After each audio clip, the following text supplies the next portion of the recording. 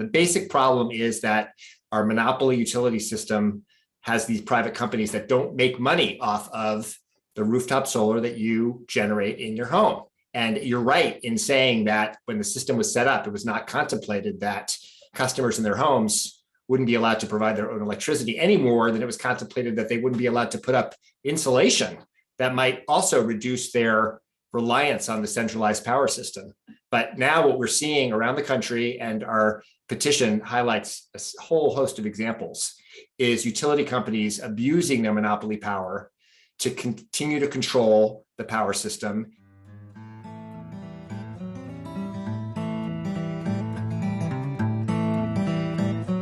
Nearly 100 years ago, the Federal Trade Commission performed a multi-year investigation of monopoly investor-owned utility companies. Their findings of rampant anti-competitive and fraudulent behavior led to federal legislation to rein in the utilities. Just a few weeks ago, a quartet of organizations, including the Institute for Local Self-Reliance, submitted a petition to the Commission asking them to once again use their investigatory powers to look into utility abuses. Howard Crystal, Legal Director of the Energy Justice Program at the Center for Biological Diversity, and Liz Veazey, Policy and Rural Energy Director at Solar United Neighbors, joined me in June 2022 to explain why the level of utility abuse requires a federal investigation and what potential remedies could come from the Federal Trade Commission scrutiny. I'm John Farrell, Director of the Energy Democracy Initiative at the Institute for Local Self-Reliance, and this is Local Energy Rules, a biweekly podcast sharing powerful stories about local, renewable energy. Howard and Liz, welcome to Local Energy Rules. Happy to be here. Yeah, thanks for having us. Yeah, I'm so glad to have you both. I'd love to start this off by asking a little bit about, why should we care about this petition? What is at stake? And I tried to cover that a little bit in the introduction, but why don't I toss this to you first, Liz? And I'm just kind of curious, can you give some examples of what are the issues at stake with utility companies, about their behavior, about how we pay our utility bills that makes this petition so important? Yeah, thanks, John. There's definitely a lot we could say on this. I would start by saying Solar United Neighbors, I think the biggest thing that we see is that electric investor-owned utilities are really taking advantage of their monopoly power to squash the semi-minimal competition from like rooftop solar and other distributed energy resources. And we know that rooftop solar and investments in energy efficiency and other distributed resources help lower peak energy demand and lower maintenance and upgrade costs and lead to a more efficient, localized energy system, which costs less and keeps more money in everybody's pockets. So I think that's a big one for us. And we really see a need for someone to sort of step up and push back on these monopoly utilities who, they already have monopolies, but they're limiting this little bit of rooftop solar in any way they can. So just to take a step back for people who may not be familiar, most folks who live in urban areas get their electricity from a utility company that doesn't have any competitors, and that's on purpose. Like the law grants them this monopoly over delivering electricity to us, but it's not supposed to give them a monopoly over like any electricity at all, right? I'm supposed to be able to put solar panels on my rooftop. I'm supposed to be able to make changes to how I use electricity. Other people are allowed to get into and compete with them on a range of kinds of services related to electricity, but they're not so excited about sharing, even though those rights exist for other folks. Does that seem like an adequate description? Yeah, I think so. And, I didn't say anything about who Solar United Neighbors is, so maybe I should add that in. We're a national nonprofit organization. We help people go solar and then connect together and fight for their energy rights. So we started in 2007 in DC. We now have 12 established state programs, and we're starting up 3 or more right now. And those state programs really help people go solar through our solar co-ops or buying clubs, and people get a good deal and go solar together.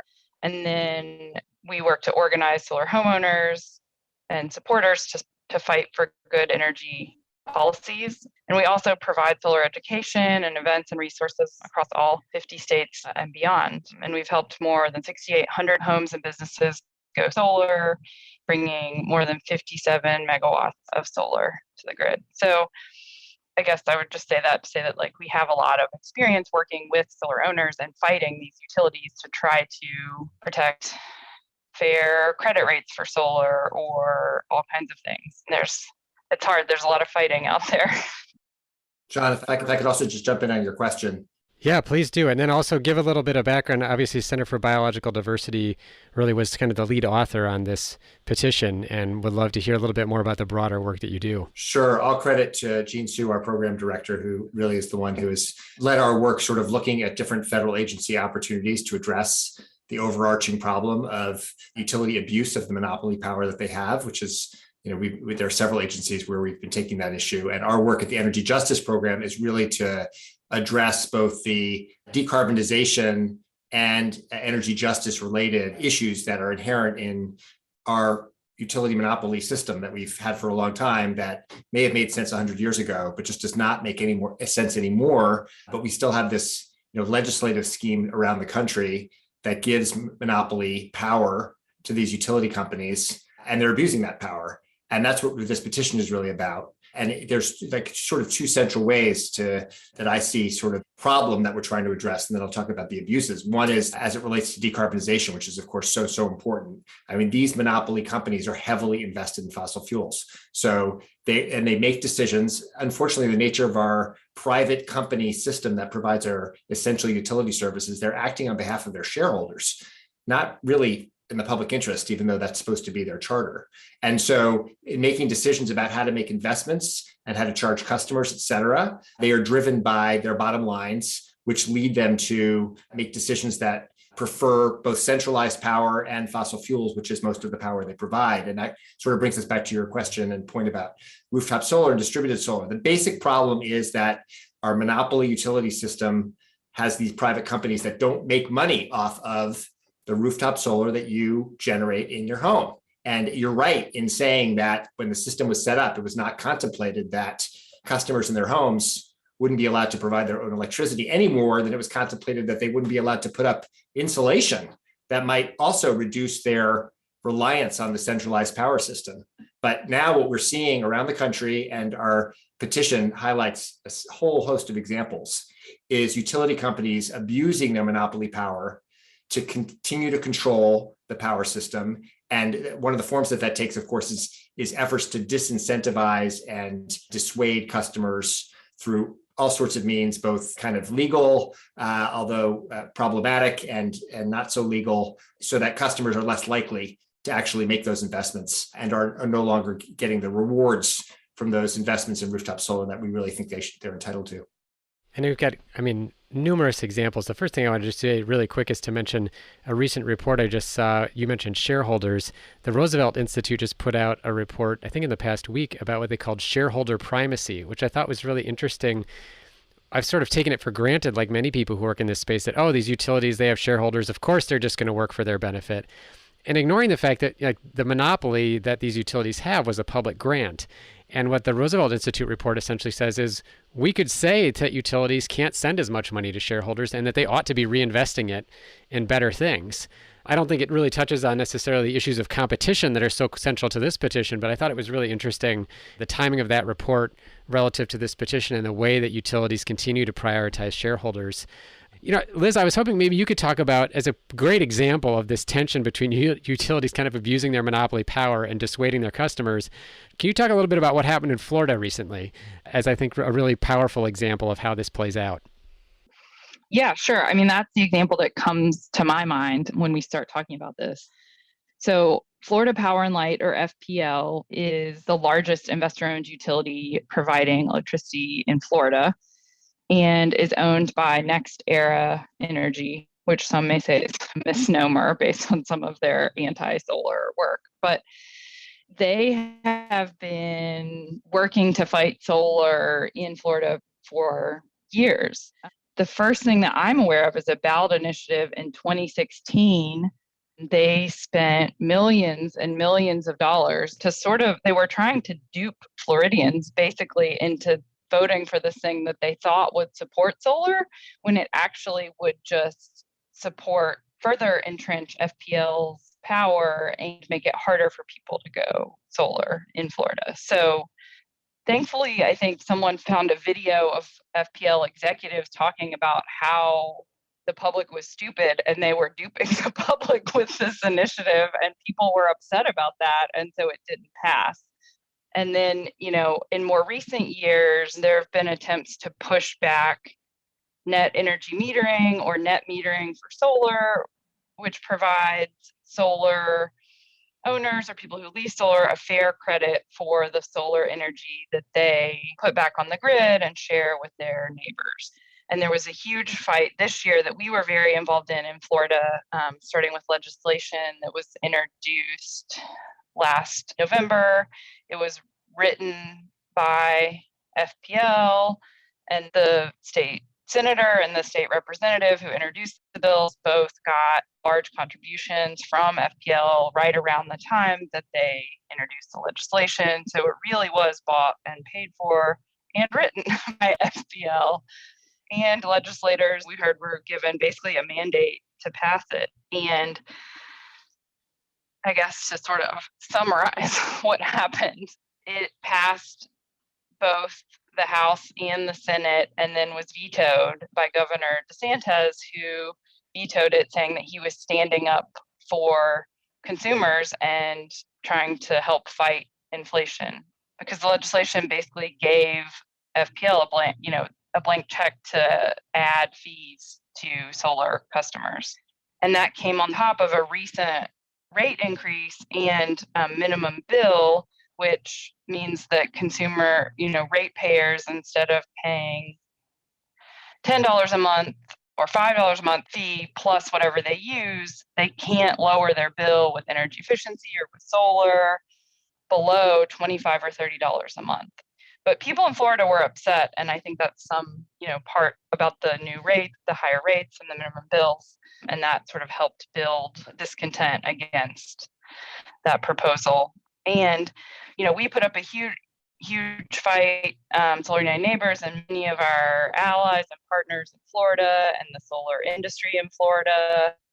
Dozens of people spoke hearings, who were probably getting their jobs at. We talked about the $18 billion a year impact of the solar industry in Florida and 40,000 jobs that it supports, in addition to helping provide, more resiliency and local power, particularly when partnered with storage.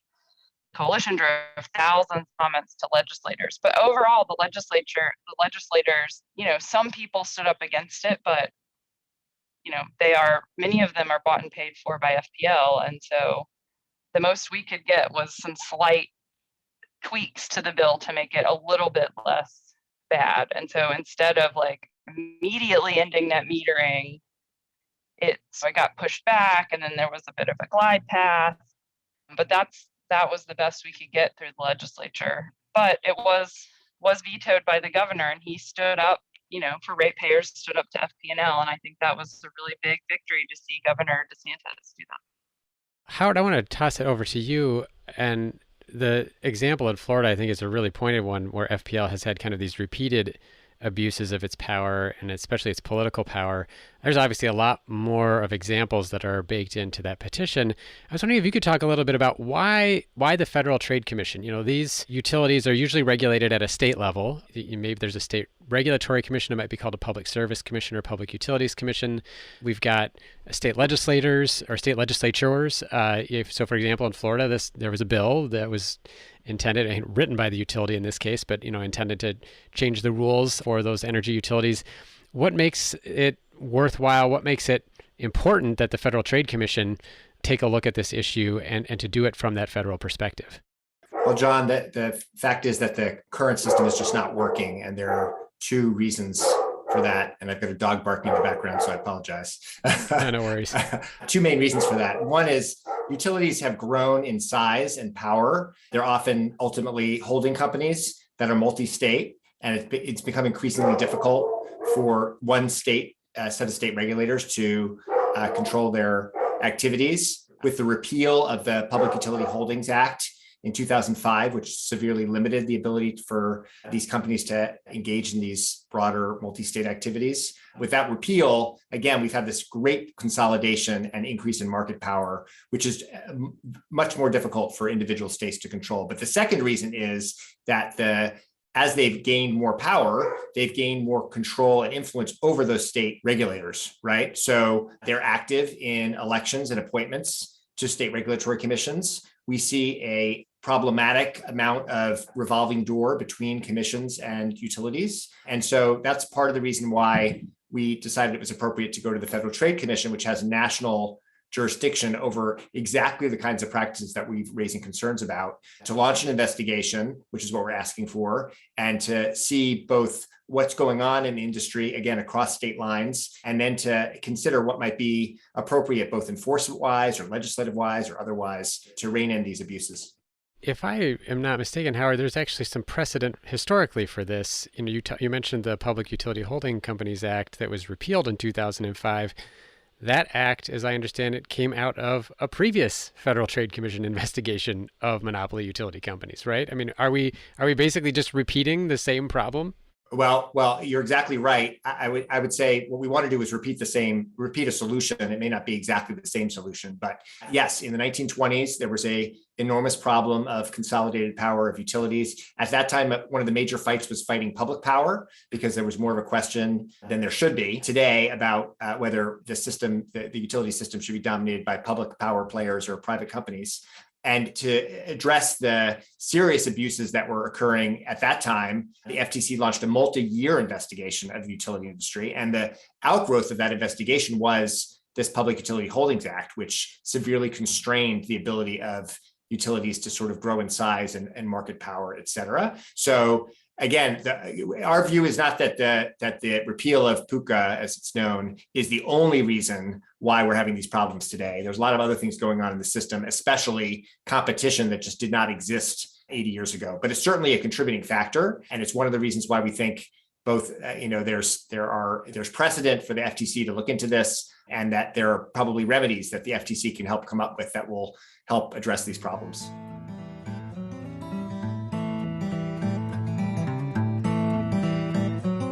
We're going to take a short break. When we come back, we discuss what the petition asks of the Federal Trade Commission and what the petitioners hope might come out of a commission investigation.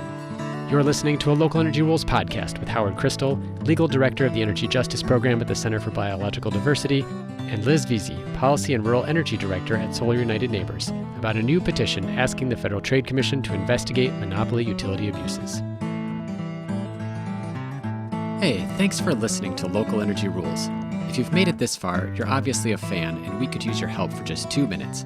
As you've probably noticed, we don't have any corporate sponsors or ads for any of our podcasts. The reason is that our mission at ILSR is to reinvigorate democracy by decentralizing economic power. Instead, we rely on you, our listeners. Your donations not only underwrite this podcast, but also help us produce all of the research and resources that we make available on our website, and all of the technical assistance we provide to grassroots organizations. Every year, ILSR's small staff helps hundreds of communities challenge monopoly power directly and rebuild their local economies.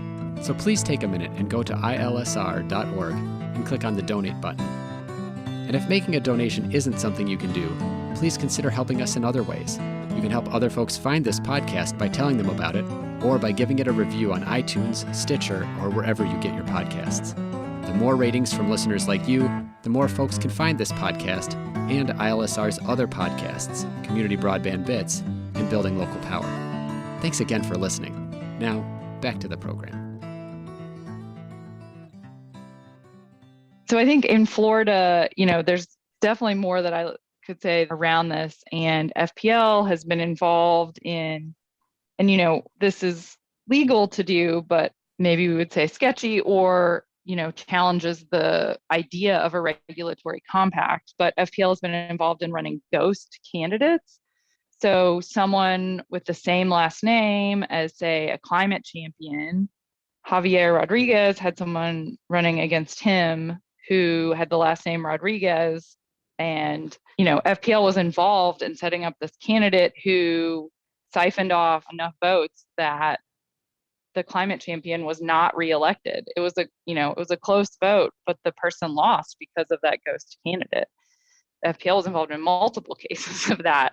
And that sort of meddling in politics and making sure that people get elected that they control really leads to a reduction in any sort of regulation from the state legislature or the utility regulators. That would be the Public Service Commission in Florida, who I think is appointed by the governor, but approved by the state legislature.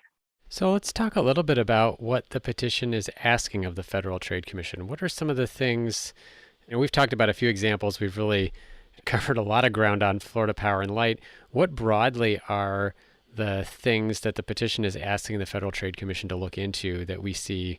And I should add that the Institute for Local Self-Reliance is a cosigner on this petition. So I'm not just interviewing you out of happenstance. I think this is a really important issue.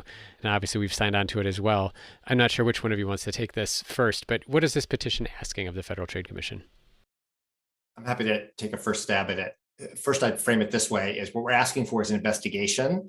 The FTC has the authority under Section 6B of the Federal Trade Commission Act to launch an investigation of an industry where it thinks there are issues under its jurisdiction that are worth exploring. So the first step, assuming the FTC takes up our request, would it be for the FTC to issue subpoenas, requests for documents and information to the utilities on various topics. And then in terms of what they would be asking about, it sort of falls into two broad categories. One is the anti-competitive practices of the utilities that are principally directed at market competition from, as we talked about earlier, non-centralized power generators, right? Rooftop solar companies, community solar projects, home solar, individuals and homes who want to install solar, businesses who want to install solar. There are a host of actions, some of which have been approved by commissions, again, over which the companies have a lot of influence, and some of which have nothing to do with the commissions, like, for example, taking an exceedingly long time to connect rooftop solar or community solar project to the grid, all of which we want the commission to look into and ask questions about and explore those anti-competitive practices. And then the other side is which ties in more to the kinds of examples Liz has been talking about, are sort of the deceptive acts that we think should be investigated. Some of them aren't technically illegal, but they're certainly problematic, especially coming from these companies that have this monopoly power, which is supposed to be in exchange for acting in the public interest. But the reality is that the way the system is set up, the companies have the amounts that they charge ratepayers for electricity, et cetera. But they also have their profit that they're entitled to get for the things that they build, which is part of the problem, of course, because they constantly want to build more things. And those profits they can spend however they want. So if they want to spend those profits on electioneering, et cetera, they're free to do that. But it becomes very problematic when they're spending it in the kinds of ways Liz gave examples of, and other ways that are really, undermine the overall democratic process. Evince this kind of abuse of power that we really want the FTC to look into. Liz, are there particular things that you want to highlight in the petition that you think are really important that the FTC address? I think Howard summed it up pretty well. And, for us, it's just about sort of the unfair competition and deceptive acts, and really leading to us paying more for our electricity system than we should, and making it harder and more expensive, and really discouraging people from going solar and, choosing to provide their own energy. And that's really the direction we really need to go, in that direction, right? To address climate change. And, there's a lot we can do with inequality and addressing that if we have more distributed, locally owned energy. So I think there's huge potential to really, if the FTC can address some of our concerns, really help us better move in that direction. When you think about, Howard outlined, I think really nicely, that sort of the first step would be the FTC takes this petition and says, yes, we do think that these are issues worthy of investigation. They then go out, start collecting documents and information from the utility companies, from utility commissions, maybe from private developers that compete with the utilities, consumer advocates. You can imagine kind of a wide range of folks. Let's just imagine, they do this investigation. They have spent months, maybe even years, gathering information, seeking testimony, et cetera. When it gets to the end of that, what are we hoping the Federal Trade Commission does with that information? Are we hoping that there's a 21st century Public Utilities Holding Company Act? Is there, what seem like reasonable remedies that the Federal Trade Commission might come out with after going through this investigation that we would see as addressing some of these problems that we're posing in this petition?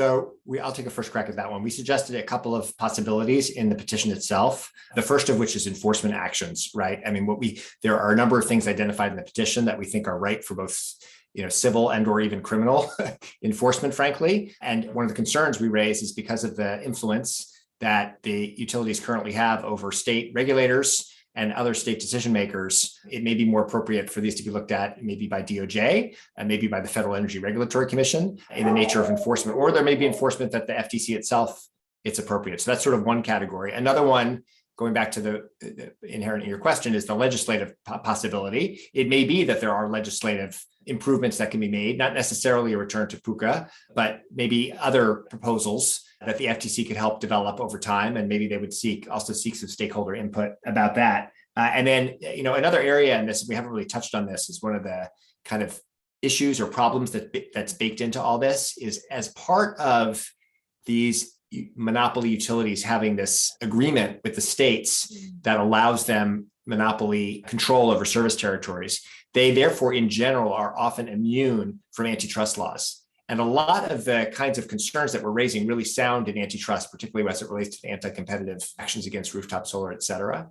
There are some efforts being made. There's a case pending right now against the Salt River Project, which I think you may have talked about in an earlier podcast, that's addressing that state action immunity defense, but they're kind of a unique quasi-public, quasi-private entity, the SRP. But there may also be legislative reforms that would help open up the utilities to more accountability from an antitrust standpoint. And that would potentially allow both government enforcers, but also frankly, private parties, including the companies and individuals who are being harmed by the utilities' anti-competitive practices, to actually hold them accountable under antitrust law.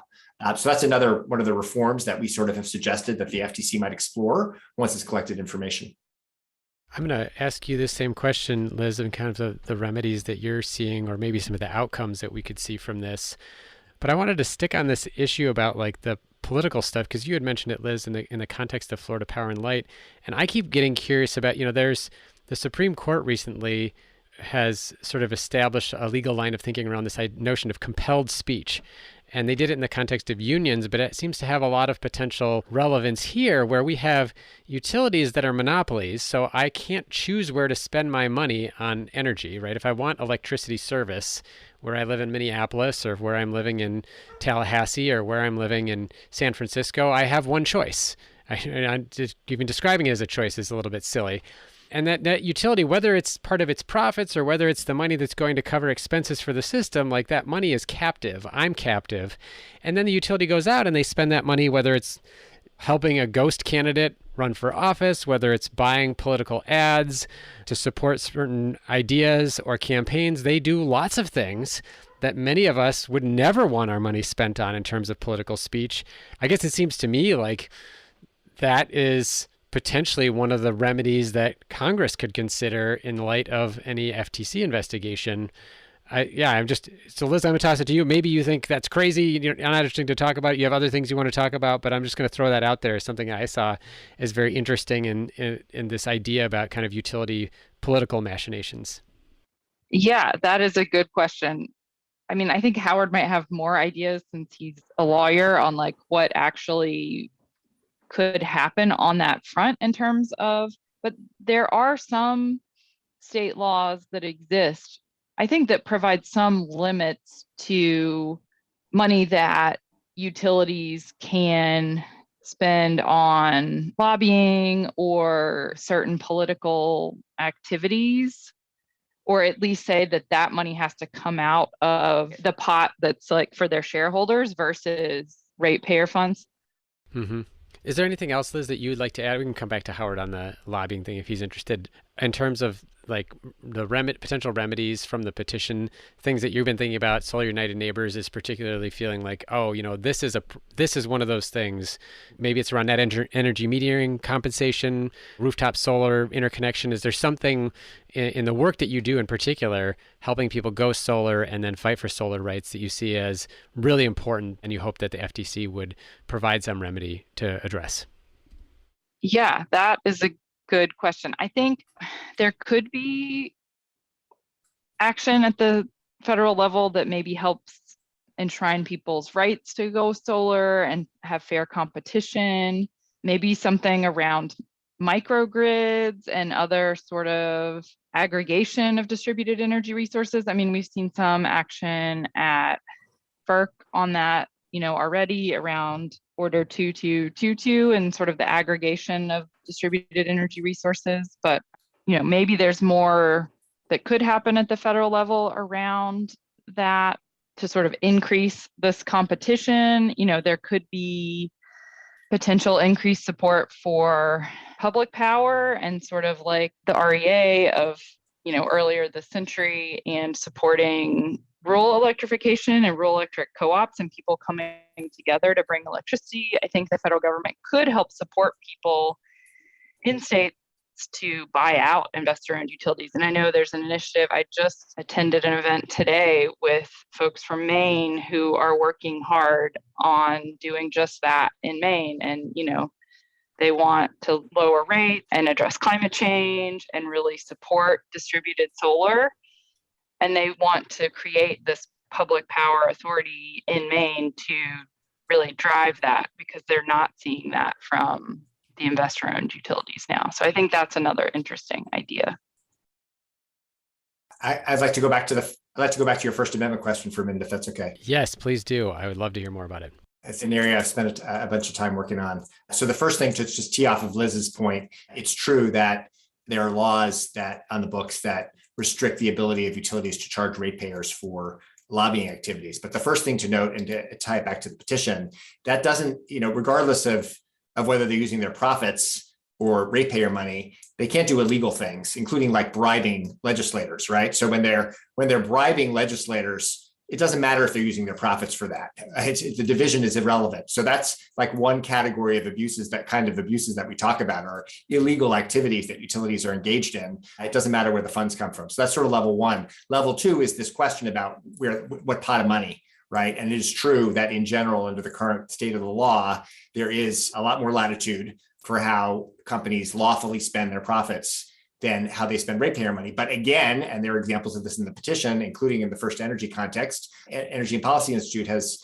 helped to uncover that not only was First Energy involved in illegal activities, they were using ratepayer money for that. So it's kind of adding insult to injury. And that absolutely is not allowed, not just for illegal activities, but for the kind of lobbying activities that, as Liz said, most state laws and at the federal level, the Federal Energy Regulatory Commission generally prohibit utilities from charging ratepayers for their lobbying. But there's another layer, a third layer to that, which is what constitutes lobbying. And on that, we actually have a separate petition that's pending before the Federal Energy Regulatory Commission, FERC, having to do with the way in which currently utilities routinely charge ratepayers for their membership dues in trade associations like the Edison Electric Institute and the American Gas Association, who then use that money for all kinds of regulatory advocacy. Now, this isn't going to a legislator and trying to convince him to, classic lobbying. This is participating in regulatory proceedings, right? Writing comments, opposing, greenhouse gas regulations, et cetera, or then litigating in court against those protections. I mean, these are things that cost regulations, right? Those things cost utilities money. They don't generally support them. And they use, the current system, they're often using ratepayer money. So you might be quite surprised to know that when you pay your electricity bill, part of that money is actually being used to file a lawsuit against a regulation that EPA has put out to actually protect your clean air and clean water. But that's the way the system currently works. And we're trying to rein that in before FERC with a new accounting system that would make it much more difficult for ratepayers to be charged for that kind of advocacy.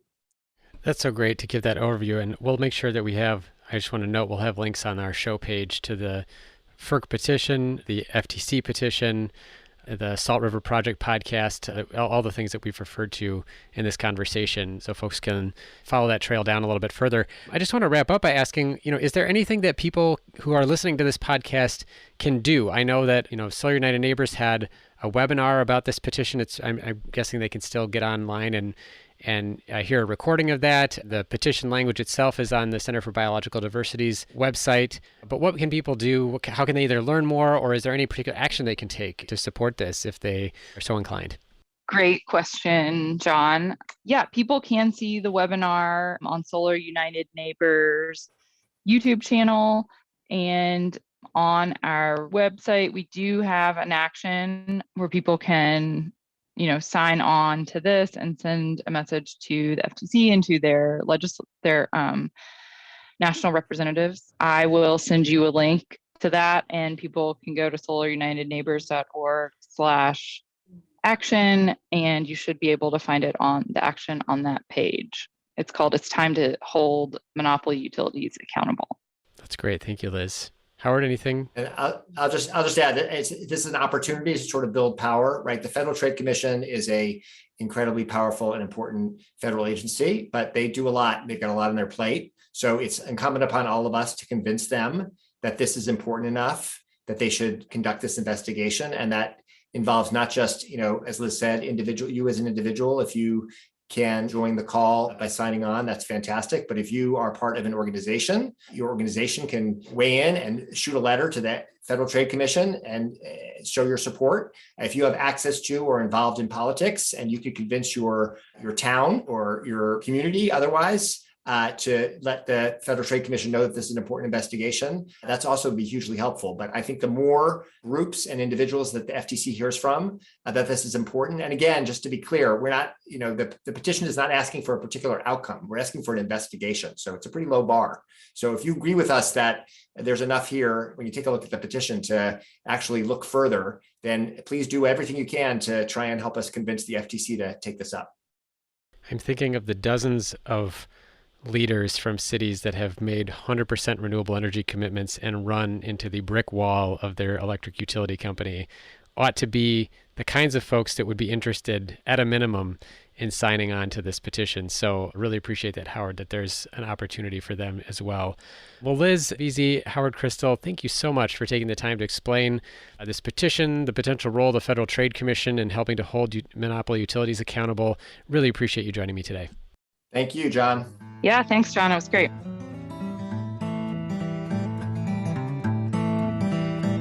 Thank you so much for listening to this episode of Local Energy Rules, where I discussed a new petition to the Federal Trade Commission to address monopoly utility abuses with Howard Crystal, Legal Director of the Energy Justice Program at the Center for Biological Diversity, and Liz Veazey, Policy and Rural Energy Director at Solar United Neighbors. On the show page, look for links to a press release about the petition and an action page where you and your organization can add their voices to those from the Institute for Local Self-Reliance, the Energy and Policy Institute, and the organizations of my two guests. Also on our website, you can find out about the FERC petition to rein in utility lobbying spending, as well as several relevant podcast episodes, including an interview we mentioned with Gene Sue about an antitrust case against the Salt River Project utility in Arizona, a conversation with David Pomerantz about the dark side of utility monopolies, and ILSR's own report about the problems posed by the monopoly structure of our energy sector. Local Energy Rules is produced by myself and Maria McCoy, with editing provided by audio engineer Drew Birschbach. Tune back into Local Energy Rules every 2 weeks to hear more powerful stories of communities taking on concentrated power to transform the energy system. Until next time, keep your energy local, and thanks for listening.